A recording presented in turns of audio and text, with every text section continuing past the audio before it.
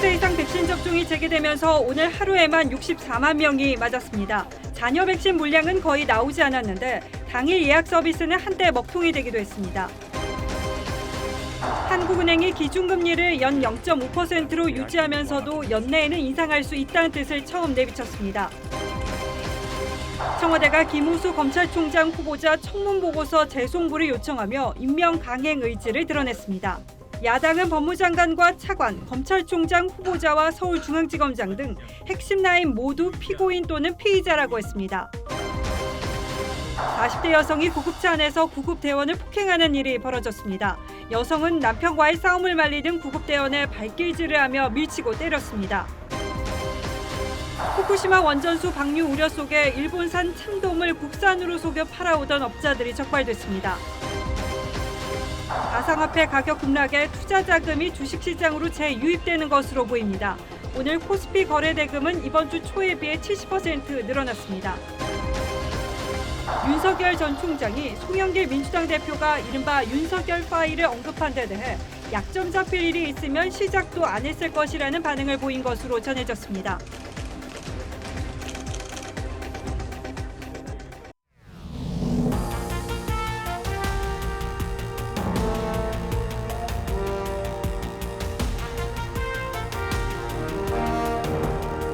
시청자 여러분 안녕하십니까? 뉴스나인의 신동욱입니다. 이제서야 백신 접종의 속도가 좀 붙기 시작했습니다. 오늘부터는 65세 이상을 대상으로 한 아스트라제네카 백신 접종이 시작됐는데 첫날 접종자만 56만 명을 넘었습니다. 화이자 접종자까지 합치면 64만 명에 이릅니다. 그리고 오후부터는 30세 이상에 대한 잔여 백신 접종도 시작됐습니다. 시작이 늦었고 정부가 우왕좌왕하는 바람에 백신에 대한 불신도 아직 적지 않지만 하루빨리 일상을 회복하기 위해서는 무엇보다 백신 접종이 중요합니다. 오늘 뉴스나인은 집중적인 백신 접종이 시작된 그 현장으로 먼저 안내하겠습니다. 황병준 기자가 다녀왔습니다. 백신 접종을 기다리는 어르신들이 병원 복도에 줄지어 앉아 있습니다. 코로나19 감염 위험에서 하루라도 빨리 벗어나기 위해 가장 먼저 예약한 사람들입니다. 난생 처음 맞게 되는 코로나19 백신이라 조금은 긴장도 되지만 담담하게 백신을 맞습니다. 예방접종이 조기에 좀 종결되면은 일상생활이 정상화되지 않겠느냐 그런 기대를 갖고 우선 저부터 앞장서서 이렇게 맞으려고. 접종 후 이상 반응을 관찰했지만 독감 백신과 다를 게 없습니다.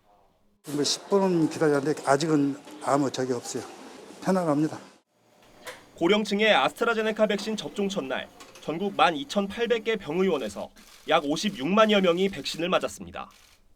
접종은 다음 달 19일까지 진행되는데 60에서 64세는 다음 달 7일부터 시작됩니다. 방역당국은 7월부터는 50에서 59세와 수험생, 초중고 교사의 접종도 시작할 계획입니다. 본인이 온라인을 통해서 예약을 하고 원하는 날짜와 원하는 의료기관, 접종기관을 선택해서 접종을 받으실 수 있도록 할 예정입니다. 30세 이하의 경우 권역별 접종센터 외의 위탁의료기관 1,500곳에서도 화이자 백신을 맞을 수 있게 됩니다. TV조선 황병준입니다.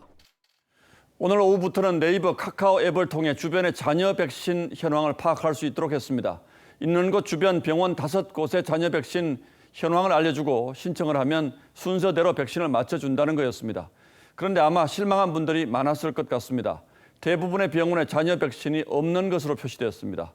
물론 정말 없어서 없는 것일 수도 있지만 그렇지 않은 곳도 적지 않다고 하는데 노도일 기자가 그 이유를 취재했습니다. 어플리케이션의 현재 위치 주변의 잔여 백신 수량을 검색해봤습니다. 새로 고침을 계속 눌러보지만 대부분 지역에서 잔여 백신이 없음을 뜻하는 숫자 0만 표시됩니다. 오늘 낮 1시부터 어플리케이션을 통한 백신 잔량 확인과 당일 접종 예약 서비스가 시범 시행됐습니다. 한때 이용자가 몰려 접속 장애가 발생할 정도였지만 어플리케이션을 통한 예약은 사실상 불가능했습니다. 잔량이 대부분 하나도 없다고 나왔습니다. 하지만 병의원에 방문했더니 접종이 가능한 곳도 있었습니다.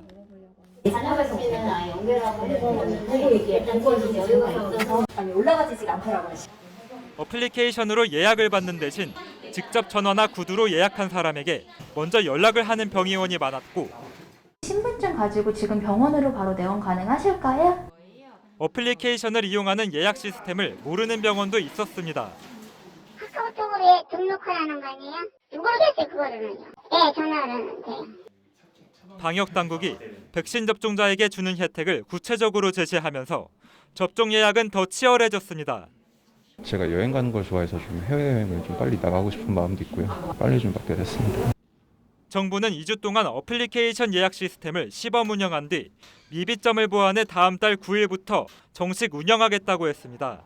TV조선 노도일입니다. 정부는 백신 불신을 불식시키기 위해서 총력전을 펼치고 있습니다. 한 번이라도 백신을 맞으면 야외에서 마스크를 쓰지 않아도 되도록 다소 위험한 유인책까지 제공했죠. 하지만 오늘 아스트라제네카 백신 예약률은 62%로 어제보다 소폭 올랐을 뿐입니다.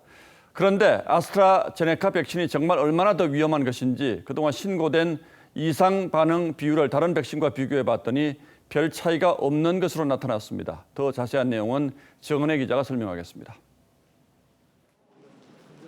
고령층 접종을 독려하기 위해 의료기관을 방문한 정은경 질병관리청장. 한 접종자가 아스트라제네카 백신을 맞게 된 것에 대해 불만을 제기합니다. 우리 연대가 고생 네. 많이 하고 이러고 살았는데 네. 왜 우리는 아스타를 맞춰주냐고요. 페이저를 맞춰주셔야지. 안심하고 맞으실 수 있다는 말씀을 자신 있게 드립니다. 실제 아스트라제네카 백신의 이상 반응 신고가 화이자보다 많은지 살펴봤습니다.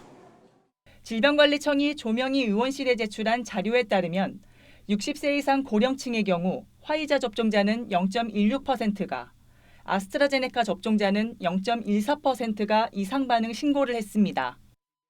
통계적으로 의미 있는 수치는 아니지만 아스트라제네카 백신의 이상 반응 신고 비율이 더 낮습니다. 중증 이상 반응만 놓고 봐도 모든 연령대에서 두 백신 간의 유의미한 차이는 없습니다. 이상 반응 같은 경우에는 백신과의 인과관계가 증명이 되지 않았기 때문에 백신 접종을 멈춰서는 안 되는 것이고요. 아스트라제네카 백신의 경우 다만 혈전증 부작용이 드물게 나타나는데 독일의 한 연구진은 아데노 바이러스를 매개로 항원을 몸속에 전달하는 과정에서 세포막 결합에 실패하면 혈전을 유발한다고 밝혔습니다. 이에 대해 방역당국은 아직 하나의 가설뿐이라고 설명했습니다. TV조선 정은혜입니다. 결국 문제는 백신이었다는 사실이 다시 한번 입증됐습니다. 일찌감치 백신 접종에 성공한 나라와 그렇지 못한 나라 사이에는 이제 넘기 힘든 장벽이 생겼습니다. 오늘은 백신 접종이 국가의 운명을 어떻게 바꿔놓고 있는지, 그래서 우리는 어디로 가야 하는지 따져보겠습니다. 자, 윤슬기 기자, 네. 백신이 국가의 운명을 바꿔놓는다. 결국 백신 접종률을 단순한 방역 지표로만 볼 수 없다는 얘기겠죠? 맞습니다. 단순한 방역 지표가 아니라 한 나라의 모든 것을 바꿔놓았기 때문입니다. 예를 들어 전체 국민의 절반 정도가 한 번 이상 접종을 한 이 A나라와 접종률이 5%대인 B나라를 비교해서 설명해드리겠습니다. 집단 면역 달성을 2달 앞둔 A나라는 현재 공공상업시설 대부분이 정상화된 상태입니다. 반면 전 세계 평균 접종률 10%의 반토막 수준인 B나라는 최근 여행 금지 대상국으로도 전락했습니다. IMF가 전망한 올해 경제 성장률은 A나라가 6.4%, B나라가 그 절반인 3.3%인데요. 백신 접종 선진국과 후진국을 대표하는 이 두 나라, 바로 미국과 일본이죠. 물론 수치만 그런 게 아니라 국민들의 일상생활도 하늘과 땅 차이죠. 이 두 장의 사진을 비교해 보시죠. 위의 사진은 미국의 한 아이스하키 경기장인데요. 보시다시피 관중 대부분이 이른바 노마스크, 즉 백신 접종을 마친 상태로 보입니다. 반면 일본은 리듬 체조 선수들마저 이 마스크를 쓴 채 운동을 하고 있는데요. 2달 뒤 올림픽이 열릴지도 불투명한 상황이죠. 자, 이렇게 두 나라의 풍경이 아주 극명하게 갈리는데 이렇다면 정치에 미치는 여파도 만만치 않겠군요. 그래서인지 이 두 나라 정상들의 지지율도 대조적인데요. 최근 바이든 대통령이 54%를 기록한 반면 스가 총리 내각 지지율은 출범 후 최저치인 31%까지 떨어졌다고 현지 언론들이 보도했습니다. 자, 우리 얘기 좀 해보죠. 우리는 지금까지 몇 명이나 백신을 맞았습니까? 네, 현재까지 1회 이상 백신 접종률은 7.8%로 국민 403만여 명이 맞았습니다. 이보다 9배 많은 3,600만 명이 9월 1차 접종, 11월 2차 접종을 마친다는 게 방역 당국의 계획이죠. 백신 품귀 문제도 풀리는 분위기라 남은 건 단 하나, 최대한 빨리 접종하는 일입니다. 거기도 경제 봉쇄랑 마찬가지예요. 백신이 많이 되고 정상하게 초기 단계만 가도 경제는 엄청나게 좋아질 거예요. 우리도 백신 초기 확보에 실패해서 아직도 고생하고 있습니다만 우리와 비슷한 국가들이 많죠? 우리와 아주 유사한 사례가 대만의 경우입니다. 대만은 지난해 방역 모범국으로 불렸는데요. 오히려 지금은 확진자가 폭증하고 있습니다. 그런데도 방역만 믿다가 백신을 확보하지 못해 현재 접종률이 1%대인 것으로 알려져 있습니다. 우리 역시 시작은 늦었지만 지금이라도 이 백신 접종에 박차를 가해야 하는 이유입니다. 7월까지 60세 이상 맞게 되면 사망자는 거의 나오지 않을 거예요. 마스크를 벗어서 혹시 위험하진 않겠는 이슈는 있는 것 같아요. 백신 천천히 맞아도 된다고 했던 분들 지금은 아무 말이 없죠? 그렇습니다. 예, 잘 들었습니다.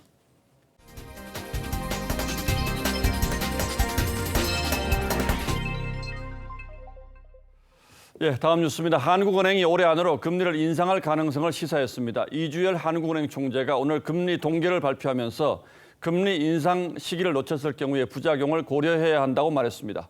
시장에서는 이런 말은 금리 인상 시기를 들여다보고 있다는 뜻으로 해석하는데 그동안 시장에 풀린 돈이 어떻게 반응할지 지금부터는 잘 지켜봐야 합니다. 이정현 기자가 보도하겠습니다. 한국은행 금융통화위원회가 기준금리를 0.5%로 유지했습니다. 지난해 5월 이후 1년째 동결입니다. 하지만 경기 회복 불확실성에 방점을 찍었던 지난달과 달리 이번엔 경제 회복세가 강화됐다고 언급했습니다. 이를 반영하듯 한국은행은 올해 경제 성장률 전망치를 3%에서 4%로 1%포인트나 올렸습니다. 그러면서 이주열 한은 총재는 연내 금리 인상 가능성도 내비쳤습니다. 서둘러서도 안 되겠지만 그렇다고 또 지연됐을 때의 또 부작용도 또 크다는 점을 저희들이 지금 같이 고려를 하고 있습니다. 실기하지도 말아야겠다. 뭐 이런 생각을 갖고 있습니다. 시장에선 내년 이후로 내다봤던 금리 인상이 올해로 앞당겨질 경우 사상 최대치까지 치솟은 가계대출의 부실화 가능성 등 다양한 충격의 우려가 나왔습니다. 빚까지 내서 투자하는 소위 비투와 영끌족 등의 이자 부담이 급증하기 때문입니다. 가계부채나 기업부채가 사상 최대로 좀 많이 증가하고 있는 상황에서 기업들의 상당한 어려움이나 부도도 있을 가능성이 증가할 가능성이 있다. 금리 인상에 따른 시장 유동성 축소로 증시나 부동산 시장 등의 자산 버블이 꺼질 수 있다는 지적도 나옵니다. 다만 오늘 국가재정전략회의에서 문재인 대통령이 적어도 내년까지는 확장 재정 기조를 유지하겠다고 밝혀 재정을 통한 유동성 확대의 여지는 이어질 전망입니다. TV조선 이정현입니다. 예, 요즘 관심사 가운데 재산세 문제도 있죠. 세금 부담이 너무 가파르게 커지는 데 대한 부정적인 여론이 만만치 않자 여당이 재산세를 일부 줄여주는 쪽으로 방향을 잡았습니다. 그런데 내용을 자세히 뜯어봤더니 올리는 건 왕창 올리고 이번에 깎아주겠다고 하는 건 별 의미 없는 생색내기에 불과했습니다. 윤수영 기자가 보도합니다. 민주당이 재산세 완화안을 확정했습니다. 감면 대상을 공시가격 6억 원 이하에서 9억 원 이하 1주택자로까지 확대해 재산세를 0.05%포인트 깎아주겠다는 겁니다. 또 무주택 세대주가 집을 살 때 대출을 더 받을 수 있도록 주택담보대출 비율을 투기지역과 조정대상 지역 모두 최대 20%포인트까지 더 올려주기로 했습니다. 주택 가격 기준이 9억 또 조정지역 같은 경우는 8억 이하이기 때문에 그 기준이면 8억 이하 주택을 살 수 있는. 반면 논란이 됐던 종부세는 기존 9억 원이 넘는 주택에 부과하는 방식 대신 공시가격 상위 2% 가구에게 부과하는 안을 내놨지만 반발에 부딪혀 일단 보류됐습니다. 양도세 비과세 기준을 9억에서 12억으로 높이는 방안도 논란 끝에 결론을 내지 못했습니다. 현행 종부세 체계를 근본적으로 다 바꾸는 것이기 때문에 6월에 이런 논의를 거쳐서 임대사업자에게 주던 세제 혜택은 사실상 없애기로 했습니다. 지난 2017년 말 김현미 당시 국토부 장관은 세제 혜택을 주며 임대사업 등록을 장려했지만 정책 방향을 완전히 바꾸면서 혼란이 불가피해졌습니다. 임대주택을 제공하는 집주인에게는 그에 상응하는 혜택을 부여함으로써 민주당은 오는 30일 고의 당정 협의를 거쳐 다음 주쯤 최종안을 발표할 예정입니다. TV조선 윤수영입니다. 예, 앞선 기사만 봐서는 여당이 생각하는 재산세 감면 대책이라는 게 왜 생색내기에 불과한지 잘 이해가 되지 않을 수도 있습니다. 그래서 이번에는 부동산을 주로 취재하는 지선호 기자가 실제 사례를 통해서 여러분의 궁금증을 풀어드리겠습니다. 지은 지 15년 된 서울 상암동의 한 아파트 단지. 84제곱미터형의 올해 공시 가격은 8억 2,500만 원으로 재산세는 224만 원 부과될 예정입니다. 여당이 제시한 대로 재산세를 감면받으면 201만 원으로 줄어듭니다. 23만 원 정도 혜택을 보는 겁니다. 하지만 공시가가 지난해보다 25% 오른 탓에 지난해 176만 원보다는 25만 원 더 내야 합니다. 여당은 전국 44만 가구가 평균 18만 원의 세금 부담을 덜 수 있다고 판단하고 있습니다. 하지만 재산세 기준이 되는 공시가 상승 속도가 워낙 빨라서 집 소유자들이 느끼는 세부담 감면 효과는 크지 않을 거란 지적입니다. 공시가 현실화율을 2030년까지 90% 선으로 올리는 탓에 집값이 오르지 않아도 세금은 꾸준히 오르게 됩니다. 원래 냈어야 되는 세금보다는 적게는 10만 원에서 많게는 한 3, 40만 원까지 줄어들기는 하지만 작년에 냈던 거에 비하면 조금 늘어나기는 해요. 서민 무주택자의 대출 규제를 완화한 것은 시장에선 긍정적으로 보고 있지만 부부 합산 소득 요건을 1,000만 원 높인 것은 생색내기 아니냐는 평가도 나옵니다. 분당과 일산 등 1기 신도시 리모델링 활성화도 공급 효과는 크지 않고 집값만 자극할 수 있다는 우려의 목소리가 나옵니다. TV조선 지선호입니다. 여권이 김호수 검찰총장 후보자에 대한 임명 강행 수순에 들어갔습니다. 청와대는 어제 청문 보고서 채택이 무산되자 나흘간의 시한을 다시 정해 국회에 재송부를 요청했는데 어젯밤 여야 법사위원 간의 공방으로 청문회가 파행됐기 때문에 여당 단독으로 청문 보고서를 채택할 가능성이 높아 보입니다. 이 문제와는 별개로 어젯밤 인사청문회장에서 벌어진 여야 간의 공방은 다시 한번 우리 정치의 수준을 보여줬습니다. 이태희 기자입니다. 어제 열린 김호수 검찰총장 인사청문회에서 민주당 김용민 의원이 국민의힘 유상범 의원의 변호사 시절 전관 의혹을 다룬 뉴스 영상을 틀었습니다. 당시 뉴스엔 유 의원이 다른 의사가 수술한 것처럼 하자고 제안하는 녹취가 나옵니다. 인정을 한다. 신변은 정작 장담하는 100% 구속입니다. 유 의원이 도를 넘는 공격이라고 항의했지만 김 의원은 자신이 먼저 공격당했다고 반박하며 양측의 목소리가 커졌습니다. 고소고발된 사건을 모두 까집어서 김용민 의원을 비난해도 다 받아들이겠습니까? 김학의 사건 얘기하면서 국민의힘에서 저를 얼마나 많이 거론하셨습니까?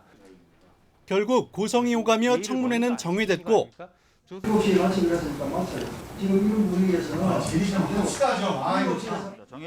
중계 카메라가 꺼진 뒤엔 민주당 김남국 의원이 야당 의원석으로 가 항의하며 몸싸움 직전까지 갔던 것으로 전해졌습니다.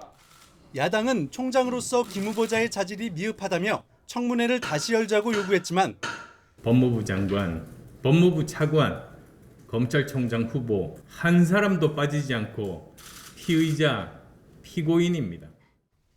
민주당은 거부했습니다. 청와대가 나흘간의 시한으로 청문보고서 재송부를 요청하면서 야당 동의 없이 33번째 장관급 인사에 대한 임명을 강행할 가능성이 커졌습니다. TV조선 이태희입니다. 민주당 송영길 대표가 윤석열 전 총장의 약점을 정리한 이른바 윤석열 파일을 준비 중이라고 공개석상에서 밝힌 바 있습니다. 윤 전 총장 측과 관련한 여러 의혹들도 시중에 떠돌고 있는데 이에 대해 윤 전 총장은 약점 잡힐 일이 있으면 시작도 안 했을 것이라는 취지의 반응을 보였다고 복수의 지인이 확인했습니다. 저희가 이 말을 전하는 이유는 윤 전 총장의 정치 참여 선언이 늦어지면서 또 여러 가지 추측들이 나오고 있는데 지금 윤 전 총장이 어떤 생각을 하고 있는지 짐작할 수 있기 때문입니다. 박경준 기자의 단독 보도입니다. 그제 친조국 단체의 집회에 참석한 송영길 민주당 대표는 대통령이 적당히 되는 게 아니라면서 이른바 윤석열 파일을 차곡차곡 준비하고 있다고 말했습니다. 정치권에서 거론되던 윤석열 X파일의 존재를 여당 대표가 사실로 인정한 것이어서 파장이 만만치 않았습니다. 기존의 처가 문제 외에 윤 총장이 검사 시절의 일들까지 수집되고 있다는 말이 여권에서 흘러나오고 있습니다. 정치권이라는 이 대기권보다 더 이제 막 부딪히는 이곳에 진입하는데 수많은 고열을 견뎌내는 과정이 필요합니다. 이에 대해 윤 전 총장은 개의치 않는다는 반응을 보인 것으로 전해졌습니다. 복수의 관계자에 따르면 윤 전 총장은 문제될 일은 전혀 없다며 약점 잡힐 일이 있으면 시작도 안 했을 것이라고 말했습니다. 처가 일에 대해서도 남에게 피해를 준 적 없다고 말한 걸로 전해졌습니다. 제 처일은 제 처일이고 제가 무슨 제 처일에 관여하고 한 것이 아니기 때문에. 국민의힘은 송 대표의 발언에 대해 모략과 권모술수의 구린내가 난다며 더는 추악한 공작 정치에 속지 않는다고 비판했습니다. TV조선 박경준입니다. 조국 전 장관이 다음 달 초 책을 낸다고 합니다. 속 내용은 다 공개되지 않았지만 조 전 장관은 출간 사실을 알리면서 검찰과 언론, 보수 야당이 퍼뜨린 허위 사실에 대해서 더 늦기 전에 해명을 하기 위해서 책을 낸다고 했습니다. 야당 내수조차 조 전 장관에 대해 거리를 두고 조국 사태를 비판하는 기류가 형성되고 있는데 조 전 장관의 출간이 이런 기류와 무관해 보이지는 않습니다. 최지원 기자가 보도합니다. 민주당 이낙연 전 대표가 자서전에서 조국 전 법무부 장관 자녀 문제에 대해 처음으로 비판적인 입장을 보였습니다. 입시 제도의 불평등을 언급하며 논문 제일 저자 등재나 특정 계층 학생만이 부모 찬스를 이용해 인턴을 하는 조건은 불공평하다고 했습니다. 최근 몇 년 사이에 그 문제가 많이 제기됐죠. 공정이 훼손되는 것을 보면서 느낀 상처가 더 깊어졌을 것이다. 그동안 조 전 장관 가족 문제와 검찰 수사는 별개로 봐야 한다며 말을 아껴온 것과는 대조적인데 젊은 세대와 중도층 표심을 겨냥한 거란 해석이 나옵니다.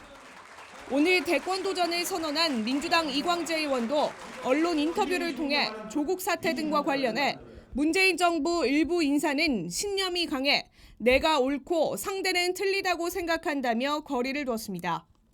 반면 친문 진영과 접촉면을 넓히는 데 주력하고 있는 이재명 경기지사는 말을 아끼고 있습니다. 복합적인 여러 요인들이 있기 때문에 딱 한 가지만 집어서 말씀드릴 수는 없을 거라고 생각합니다. 이런 상황에서 조 전 장관은 조국 사태 등을 담은 회고록을 다음 달 1일 출간합니다. 조 전 장관은 자신의 시선에서 아픔의 역사를 기록했다며 가족의 피로 써내려가는 심정이었다고 밝혔습니다. TV조선 최지원입니다. 오피스텔 49곳을 이용해서 성매매를 이어오던 일당이 붙잡혔습니다. 24시간 콜센터를 두고 주로 외국인 여성을 동원했는데 장부로 확인된 성매매만 13,000건이 넘습니다. 성매수금은 배달 기사로 위장한 이들이 받아냈습니다. 구자영 기자입니다. 헬멧을 쓴 남성이 박스를 들고 엘리베이터에 탑니다. 새벽마다 오피스텔을 돌며 성매수대금을 받으러 다니는 성매매 조직원입니다. 배달기사로 위장해 빠져나가다 결국 덜미가 잡힙니다. 경찰에 붙잡힌 30대 강모 씨 등 14명은 지난해 8월부터 경기도 일대 오피스텔 49곳을 빌려 성매매 업소를 운영했습니다. 이들은 용인의 한 빌딩에 24시간 콜센터까지 차려놓고 인터넷 사이트를 보고 연락하는 남성들에게 성매매를 알선했습니다. 동남아 국적의 여성 약 80명을 고용해 지난 8달 동안 13,000여 건의 성매매를 알선하고 5억 원 이상을 챙겼습니다. 일당은 출입문에 위장용 여행사 간판을 붙이고 보안 잠금 장치도 2개나 달았습니다. 이들은 통화 내역을 수시로 삭제하고 엘리베이터도 3층에서 내려 계단으로 걸어서 출근하는 등 경찰의 단속을 피해왔습니다. 실장들 하나하나가 몇 개의 그 업소들을 각 지역별로 업소들을 관리했고 각자의 역할을 분담해서 그 총책을 중심으로 움직였습니다. 경찰은 성매수자의 이름과 전화번호가 적힌 명단을 확보하고 혐의가 있는 남성들을 조사할 계획입니다. TV조선 구자영입니다. 구급대원에 구조된 40대 여성이 달리는 구급차 안에서 구급대원을 폭행하는 일이 벌어졌습니다. 이 여성이 남편의 발길질을 했고 구급대원이 이를 말리자 구급대원에까지 발길질을 한 건데요. 이런 여성이 어떻게 위급 환자가 이용하는 119를 타게 됐는지 이해가 잘 안 되시죠? 전후 상황 박건우 기자가 취재했습니다. 구급차 안에서 40대 여성 환자 A씨가 남편에게 발길질을 합니다. 옆에 앉은 119 구급대원이 말려도 아랑곳하지 않고 폭행을 합니다. 잠시 뒤에 있는 구급대원의 얼굴을 신발로 2차례 내리치고 발길질을 합니다. 지난달 5일 오후 2시쯤 전북 군산시 시내 도로를 달리던 119 구급차 안에서 벌어진 일입니다. 좀 위험하다, 이렇게 하시면 안 된다라고 이제 구급대원 제지를 하니까는 이제 우리 구급대원한테 이렇게 하신 거거든요. A씨는 구급차로 실려오기 전 도로에 쓰러져 있었습니다. A씨는 구급차 안에서 남편과 집안일을 두고 말다툼을 벌이다 소란을 일으킨 것으로 알려졌습니다. 최근 5년간 이 같은 119 구급대원의 폭행 피해는 876건에 이릅니다. 구급차 안의 폭력이 환자의 생명에도 치명적일 수 있기 때문에 구급대원들에게 이를 막을 수 있는 권한이 필요하다는 지적도 나옵니다. 더 손상을 받을 수 있는 부분이 있기 때문에 치료를 위한 억제는 구급대원들한테 권한이 주어져야.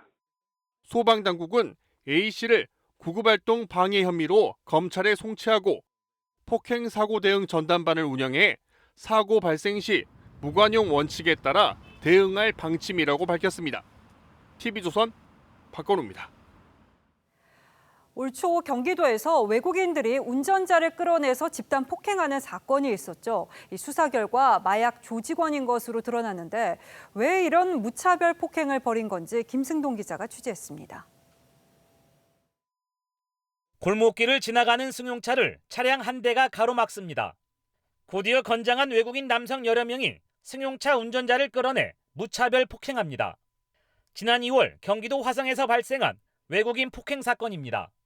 경찰은 당시 검거한 우즈베키스탄 국적 A씨 등 8명을 조사하는 과정에서 마약 조직과의 연관성을 포착했습니다. 마약과 관련돼 있다는 피해자 진술을 확보했고 피의자들이 기존 내사 중인 마약 조직과 관련됐다고 인지해서 수사를 계속. 사건을 넘겨받은 검찰이 추가 수사를 벌인 결과 A씨 등은 합성 대마인 스파이스를 제조 판매하는 외국인 범죄 조직이었습니다. 총책부터 하위 판매원까지 조직을 갖춘 A씨 등 16명은 지난해 2월부터 올해 1월까지 스파이스를 만들어 경기도 화성과 평택, 안산 등에서 외국인들에게 판매한 것으로 드러났습니다. 이들이 유통시킨 스파이스 양은 확인된 것만 640g, 시가 6,400만 원 상당입니다. 마약류 사범의 그 범죄단체 조직 가입 활동을 최초로 기소하고 외국인의 범죄단체 조직 활동을 최초로. 검찰은 A씨 일당을 포함해 다른 지역에서 대마 등을 판매한 외국인 4명 등 모두 23명을 기소했습니다. TV조선 김승도입니다. 한강공원에서 숨진 채 발견된 대학생 사건에 대해 경찰이 범죄 정황이 발견되지 않았다는 입장을 내놨습니다. 또 끊이지 않는 의혹의 이 수사 자료도 공개했습니다. 송민선 기자입니다. 반포 한강공원에서 실종된 뒤 숨진 채 발견된 대학생 A씨. 그동안 부모와 네티즌들은 A씨의 사망에 대해 숱한 의혹을 제기했습니다. 하지만 경찰은 33일 만에 중간 수사 결과를 발표하면서 범죄 혐의점을 발견하지 못했다고 했습니다.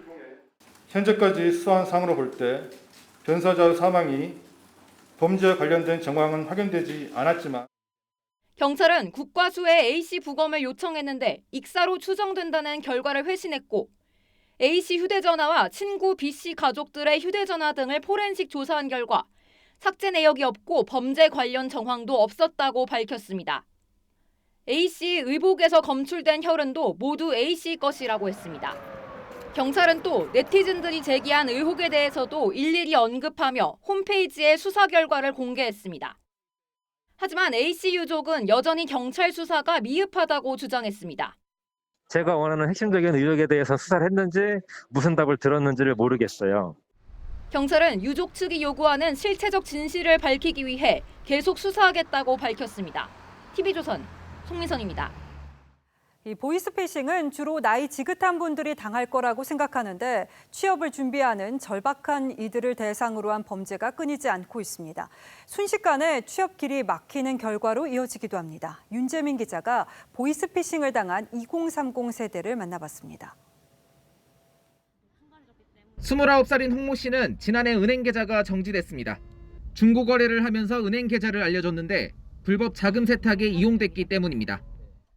은행에서 어떻게 연락을 받았냐 이렇게 여쭤보니까 경찰서에서 자기들한테 지급 정지를 내리라고 통보가 왔다. 이후 취업길도 막혔습니다. 정부 지원 취업 패키지를 수료했지만 통장을 만들 수도 없습니다.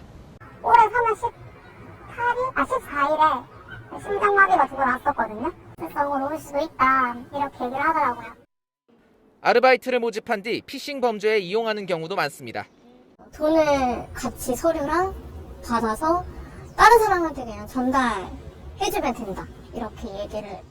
지난달에는 20대 배우 지망생이 보이스피싱 피해로 극단적 선택을 했고 검사를 사칭해 또 다른 20대를 죽음으로 내몬 보이스피싱범이 경찰에 붙잡히기도 했습니다. 서울중앙지방검찰청 첨단범죄수사팀의 팀장을 맡고 있는 김민수 검사예요. 지난해 보이스피싱 피해자 3만여 명 가운데 30대 이하는 9,729명입니다. 모든 연령층에서 피해자가 줄었지만 20대 피해자는 오히려 늘었습니다.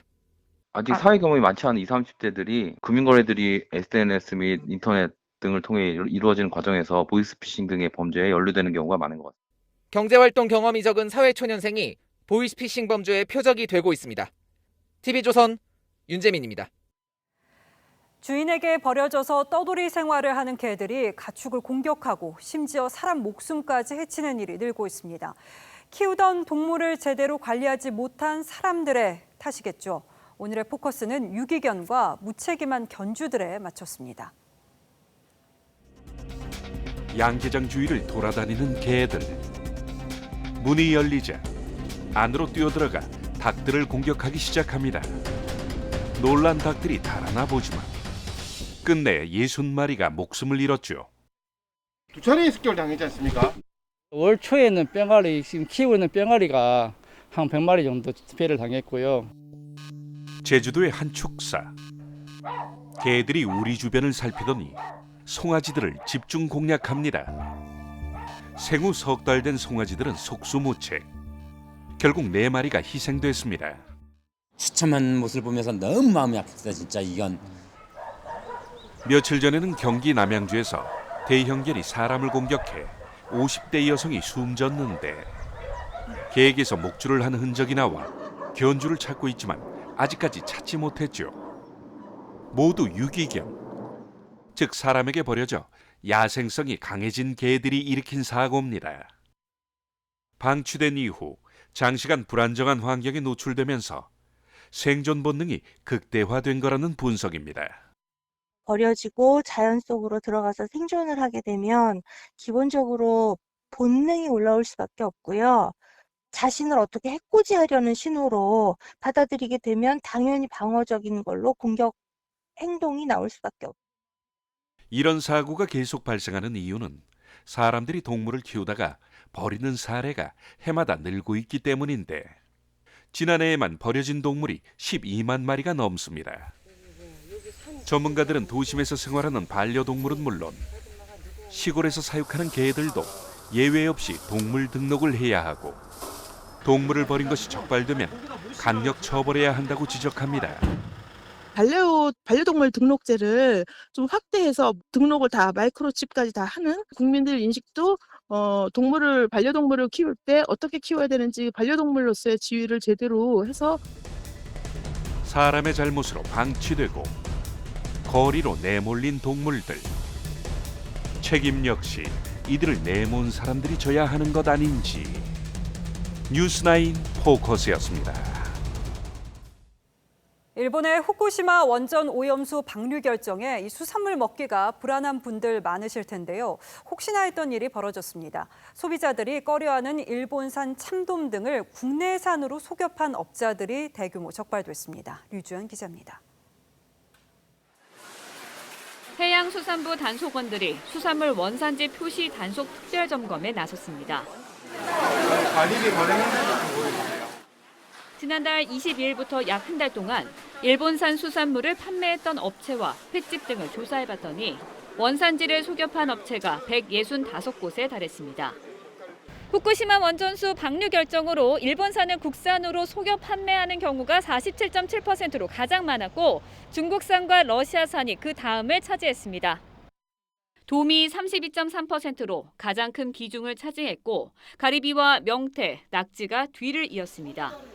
제주도의 한 횟집은 일본산 활참돔 324kg을 국내산으로 속여 팔았고 서울의 한 식당에서도 일본산 돔 56kg을 국내산으로 둔갑시켰습니다. 소비자들의 불안감은 커져갑니다. 당연히 매대에 써져 있는 대로 믿고 살지 어떻게 그걸 우리가 뭔지 알아요. 걱정돼요. 일본 저기에서 방사능 유출 그냥 버린다고 하는데 먹어도 되는지 어쩌는지.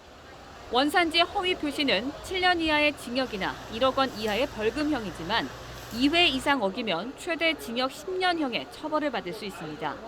해수부는 원산지를 거짓으로 표시한 업체 42개를 고발 조치하기로 했습니다. TV조선 류주연입니다. 다음 뉴스입니다. 최근 자사 요구르트가 코로나 억제에 효과가 있다고 홍보해서 불매운동까지 불렀던 남양유업 대주주가 결국 회사를 팔았습니다. 홍원식 전 회장이 대국민 사과까지 하면서 추락한 이미지 회복에 나섰지만 끝내 위기를 극복하지 못했고 남양유업은 창사 57년 만에 주인이 바뀌게 됐습니다. 보도에 오현주 기자입니다. 남양유업이 사모펀드 한행컴퍼니에 경영권을 매각합니다. 남양유업의 최대 주주인 홍원식 전 회장 등 오너 일가는 보유 주식을 모두 한행컴퍼니에 넘기기로 했습니다. 매각가는 3,100억여 원입니다. 이로써 남양유업은 1964년 창사 이래 57년 만에 오너 일가와 완전히 결별합니다.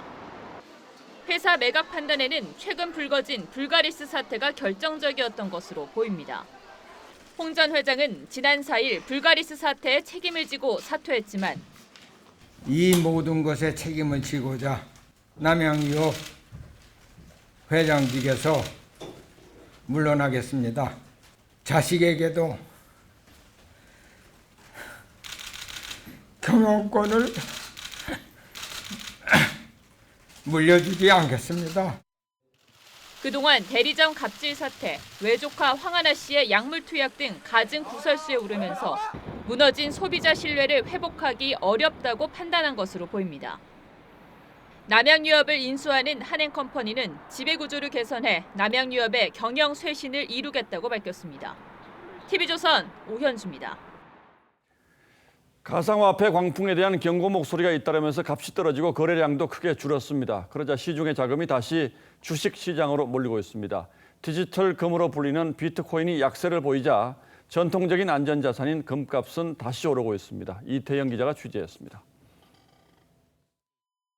오늘 국내 최대 가상화폐 거래소인 업비트의 거래 대금은 11조 원, 22조 원을 기록한 지난달 초의 반토막입니다.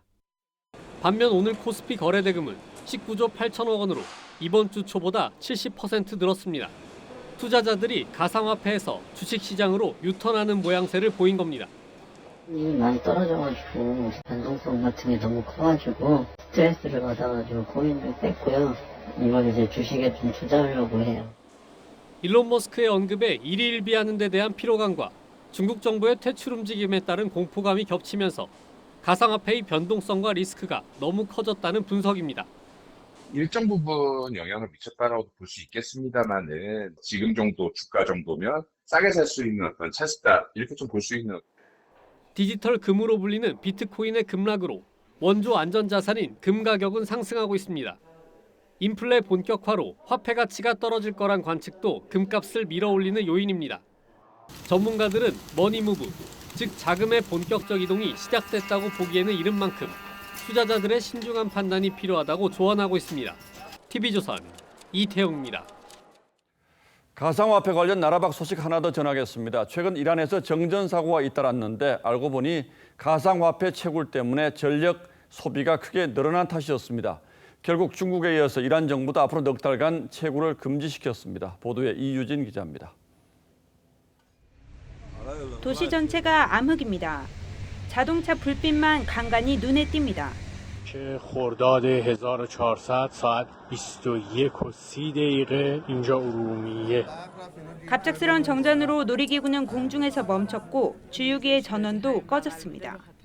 수도 테헤란 등 곳곳에서 정전이 잇따르자 이란 정부가 파악에 나섰고 가상화폐 채굴이 급증한 탓으로 결론 내렸습니다. 상대적으로 전기요금이 싼 이란으로 채굴업자들이 몰린 겁니다. به عنوان یک منبع درآمد به این نگاه شد و خب ما با حدود 2000 مگاوات یک باره تو این جهت ما دیدیم افزایش پیدا کرد. 허가받은 50개 안팎의 채굴 업체가 쓰는 전력만으로도 하루 사용량이 지난해보다 16%나 늘었습니다. 그런데 무면허 업장이 허가 업장의 6배나 됩니다. 결국 이란 정부가 채굴 자체를 막아버렸습니다. امروز فعالیت‌های رمز ارز و استخراج رمز ارز تا پایان شهریور باید تعطیل بشه. 이란의 가상화폐 채굴량은 전 세계의 5에서 10% 정도로 추산됩니다. 하지만 미국과 중국의 가상화폐 규제에 이은 이번 조치가 시장에 큰 영향을 미치지는 않을 것이란 분석이 우세합니다. 중국만큼 채굴 규모가 크지 않고 채굴 금지가 한시적이기 때문입니다. TV조선 이유진입니다. 미국에서 또 총기 사고가 벌어졌습니다. 이 50대 남성이 직장 동료의 총기를 난사해서 8명의 목숨을 잃었습니다. 바이든 대통령은 곧장 더는 안 된다면서 의회에 강력 규제를 촉구했습니다. 유혜림 기자입니다. 경전철이 주차된 곳에 폴리스 라인이 쳐져 있습니다. 무장 경찰이 삼엄하게 경계합니다. 현지 시간 26일 아침 6시 34분 세너제이 교통국 정비창에서 57살 세뮤얼 커시디가 총기를 난사했습니다. 동료 8명이 숨지고 1명이 크게 다쳤습니다. 커시디는 범행 직후 스스로 목숨을 끊었습니다. Sometimes we heard in the other cities or other states, but we never thought this kind of happened to us too over here. 현장에선 폭발물도 발견됐는데 경찰은 커시디가 폭발시키려고 했는지 조사 중입니다. We received information that there are explosive devices that are located inside the building. That being said, we activated our bomb squad. 사건 직후인 6시 36분엔 현장에서 13km 떨어진 커시디의 집에 불이 났습니다. 경찰은 커시디가 집을 태우기 위해 불티를 미리 만들어둔 걸로 추정했습니다. 커시디는 평소 직장에 대한 불만이 많았던 걸로 알려졌습니다. 바이든 대통령은 사건 직후 더 이상은 안 된다고 의회에 조치를 촉구하며 백악관에 조기를 내걸었습니다. 바이든은 총기 구매자의 신원을 조회하고 위험인물에 총기를 몰수하는 법안을 요구해왔습니다. TV조선 유혜림입니다. 태풍과 성질이 비슷한 사이클론이 최근 인도에 상륙해서 수많은 목숨을 앗아갔는데요. 10여일도 안 돼서 또 사이클론이 상륙해서 집이 무너지고 도로가 잠기면서 수백만 명이 대피했습니다. 한지은 기자입니다. 바다 한가운데서 거대한 소용돌이가 도심을 향합니다. 주택가를 관통하자 집기들이 날아가고 나무와 전봇대가 통째 뽑혔습니다. 엄청난 파도는 해안가 마을을 모조리 집어삼켰습니다.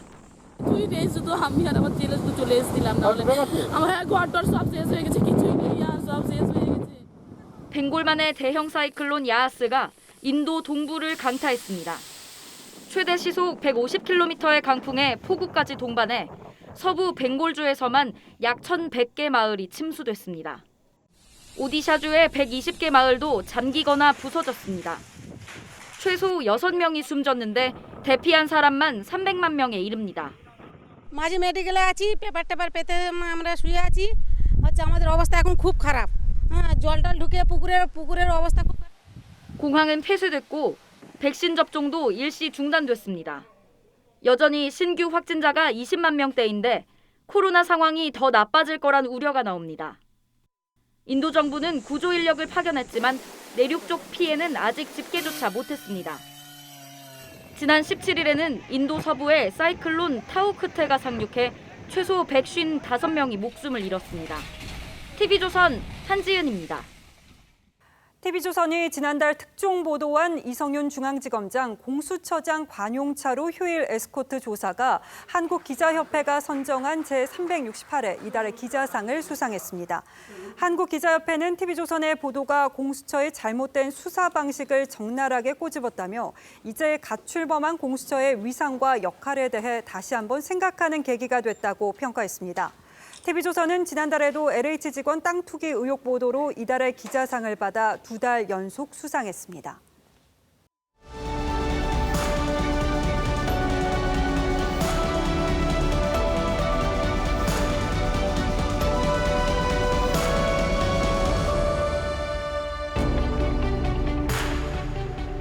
호피 위에서 1960년대 문단의 천재이자 괴짜 김관식이 남긴 시입니다. 너무나도 가난했던 그가 방바닥에 바른 호랑이표 시멘트 부대를 호랑이 가죽 호피라고 부른 겁니다. 거기에다 미국 원조 밀가루 부대로 입을 호청을 했어도 자존과 기계가 하늘을 찔렀습니다. 왕후 장상 부럽지 않고 백악관 청와대 줘도 싫다. 그는 가난과 병고에 치여 떠나면서도 자식들에게 가난에 주눅들지 말라고 했습니다. 사람은 우한에서 살고 안락에서 죽는 것. 백금도가니에 단련할수록 훌륭한 보검이 된다. 아무리 흐물흐물한 국수라도 기계가 있어야 한다는 어머니 말씀을 시인이 시로 받았었습니다. 푹 삶아지는 게 삶의 전부일지라도 찬물에 똑바로 정신 가다듬고는 처음 국수 틀에서 나올 때처럼 꼿꼿해야 한다. 입신양명, 끝내는 승천해야 한다. 그런데 날아오르라는 자리가 고관대작이 아닙니다. 가난한 입천장으로 후룩후룩 날아올라 허기를 달래주라고 하십니다. 검찰총장이라는 검사 최고의 영예이자 입신양명의 문 앞에 선 김호수 후보자는 지난 8달 로펌에서 2억 원의 자문료를 받았습니다. 피해자 5천 명, 피해 규모 2조 원에 이르는 라임 옵티머스 사건을 변호했습니다. 그 8달을 김 후보자는 이렇게 말합니다. 국민들의 예환을 가까이서 경험하는 소중한 시간도 가질 수 있었습니다. 어리둥절한 답변은 이뿐만이 아니었습니다. 현 정부가 검찰 수사의 공정성과 정치적 중립을 보장하고 있느냐는 질문에는 이렇게 답했죠. 그런 측면이 있다 생각합니다. 김학의 전 차관 불법 출국 금지 승인 의혹과 라임 옵티머스 변론에 대해서는 답변을 거부했습니다. 아들이 그의 직함을 입사 지원서에 쓴 것을 두고는 이렇게 말했습니다. 아들의 그 취업이나 그 학업에 대해서 참 저는 무관심한 아빠입니다. 아이 교육이나 집안 경제에 무관심했다던 어느 분이 또 생각나면서 이게 성공한 사람들의 모범 답안인가 잠시 머릿속이 멍해집니다. 현직 대통령 아들을 처음 구속시켰던 강골 검사 심재륜 전 중수부장이 몇 년 전 한마디였습니다. 정당하게 수사하다 목이 날아가면 어떻습니까? 검사 그만두면 먹고 살 길이 없습니까? 김호수 후보자 청문회는 근래 어떤 청문회보다 흐리멍텅했습니다. 묻는 사람이나 대답하는 사람이나 서리빨 같은 기계는커녕 국수빨같이 흐물흐물했습니다. 더 정확히는 우리의 한 끼 허기를 달래주는 국수 한 그릇만도 못했습니다. 검찰총장이라는 자리가 이제는 이런 값어치까지 떨어졌구나 하는 생각에 내내 씁쓸했습니다. 5월 27일 앵커의 시선은 검사의 기계는 어디 가고 였습니다.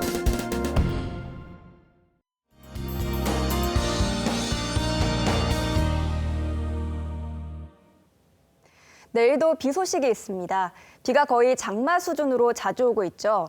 최근 저기압이 중국 북동 지방에 정체하면서 차가운 공기가 주기적으로 유입되기 때문인데요.